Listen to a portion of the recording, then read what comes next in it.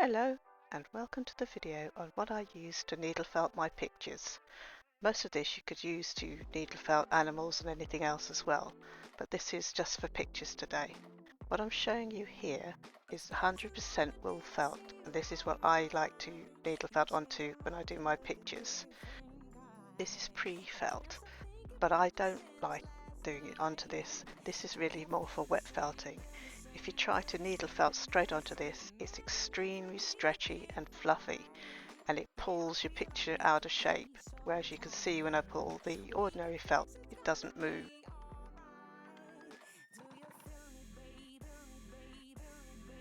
You can get wool felt in lots of different colours. It doesn't really matter what colour you use if you're using it for needle felting, because you're going to cover it over anyway.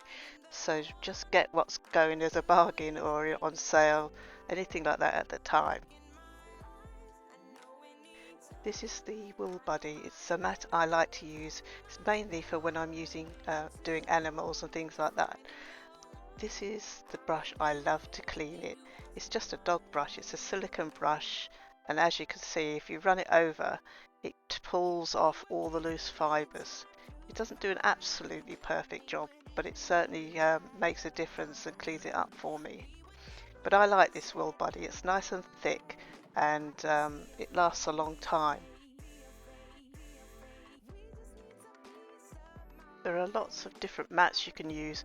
You can buy foam mats and they're perfectly adequate. It's just for the amount I do, I prefer something that's a little longer lasting, like this one.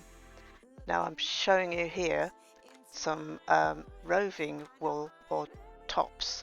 It's lovely. It pulls into thin long strips like this. I like this for doing things like seas and skies, because it gives you a nice thin layer and you can layer it up really well. I don't actually have a problem felting it. Some people find it a bit more difficult, but I don't seem to. I think as long as you're thorough, it works just fine.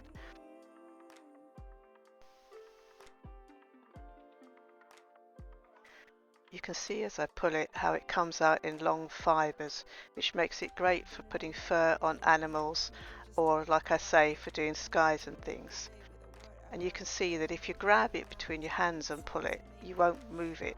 But if you're just gentle and pull it from the ends, it comes out very easily.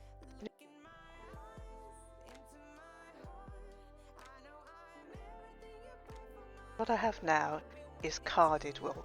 This is short fibres, it's quite dense. It's very good for doing grass and things like this if you just want to fill in an area and quite thickly. You can obviously pull it thin and stretch it out over things. I like it. I use it for the grasses, some leaves on trees, things like that. But overall, I prefer the merino long thin wool for my paintings. But I do use carded wool as well. It does have its uses and it's worth buying some if you can get it. You'll see what I mean here. If I want to do like a thick area, it's very quick coverage. It felts in really well.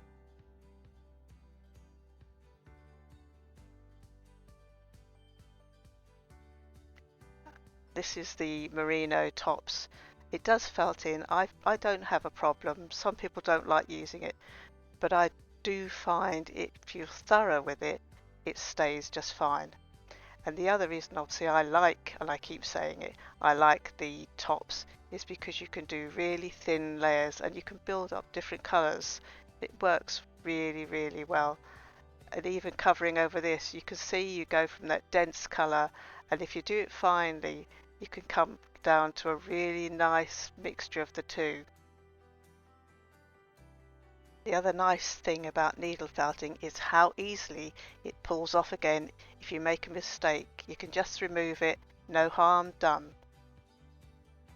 This is another useful little tool. When I'm needle felting pictures, I can use the brush end to clear away any loose fibres off the felt.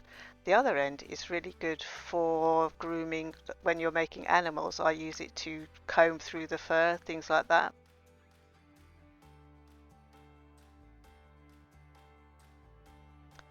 This is core wool.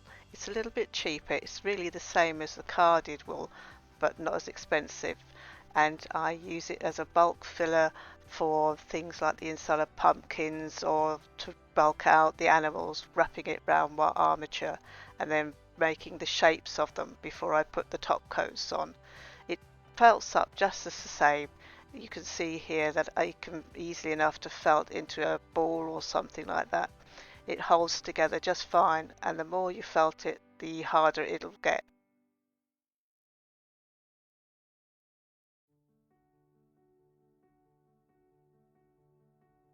You just have to mind your fingers, be aware of them.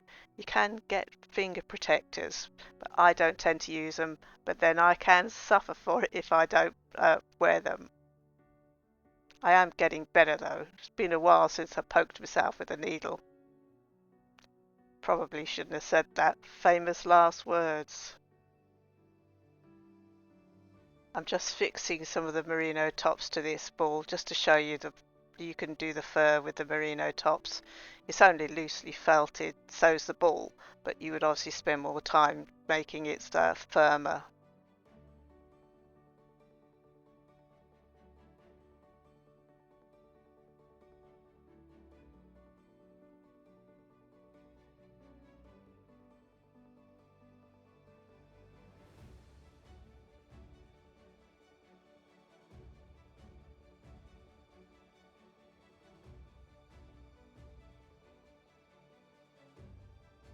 This is my motley collection of needle felting needles. I have all sorts in here, but I have collected them over quite a while. This is one of the multi-tools I use. As you can see, it's a little bent. It's well used. I've also got reverse needles in here as well, but I obviously only really use those for doing animals. You couldn't do it for paintings. They work by pulling the wool back out that you've already needle felted in. So for an animal, it makes a really good way of making fur, but obviously I don't want to pull the wool back out when I've been needle felting a picture. This one's just a cheaper one. It just has a permanent needle fixed in. This one I like because I can put different needles in as I want to, and it lasts a long time. So it's quite a nice one. I don't use it that much, but it is quite nice with the handle.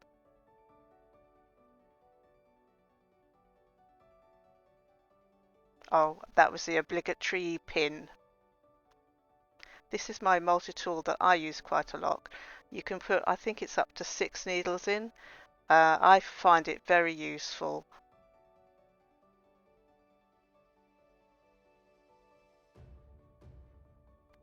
This is the box of needles that I get from Heidi Feathers.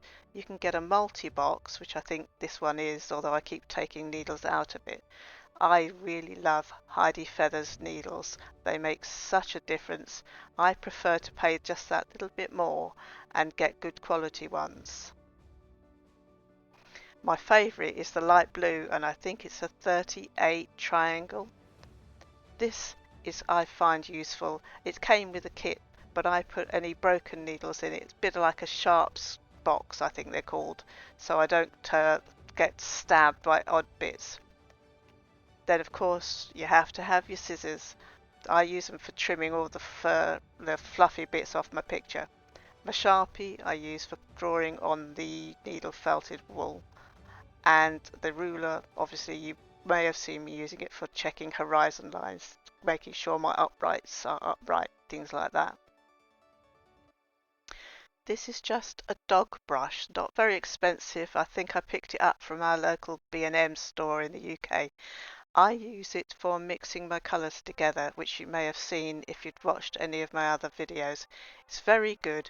You don't need it, but I do like to use it. It just saves me time, and if I want to blend something thoroughly, it makes it much easier to do. Here I'm just going to blend some white and some blue. This is what I would do if I was going to use it for making the sky or some colours on the sea.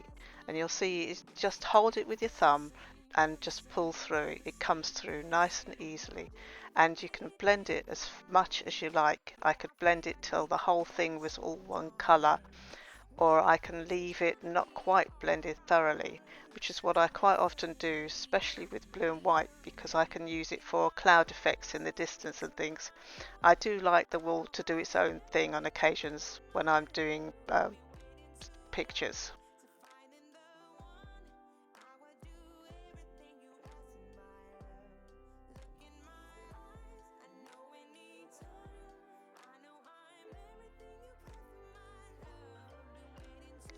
Here I'm just showing you that I haven't blended it fully, and this is what I like.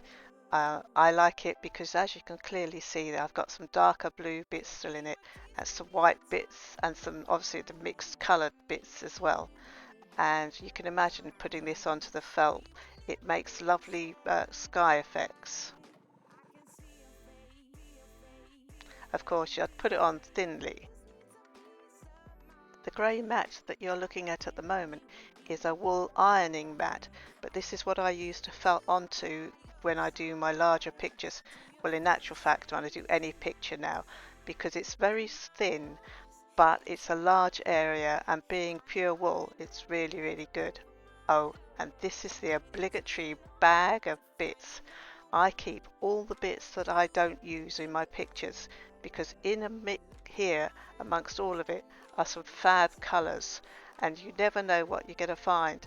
And I find it very good for doing landscapes, because quite often you'll find colours that you wouldn't have thought to put together, or that have mixed in a bit, and they're really, really good. Works for tree bark, grasses, even the sky sometimes, so never throw your bits away. These are a few more useful items that I don't use so much now, but I used to. These are actually pens that if you draw over the picture you're using as a reference picture, you can then flip it and iron it onto your wool felt, and it'll transfer the lines. What I actually used to do was hold the picture I wanted to copy up to a window and then leave the light coming through the picture and use that and draw on the basically the back of the picture, and then I could iron it, and then I'd have the picture, reference picture, and the markings on the wall the same side up. These are just some cheaper needle felting needles that you can get in most shops. They're okay. I've used them especially when I was starting out, but I found they break more easily, but it could just be me because I was new at it. That quick flash of orange was my fabric scissors that I like to use for trimming around the outside of my pictures when I finished trimming off all the loose edges hanging over the sides.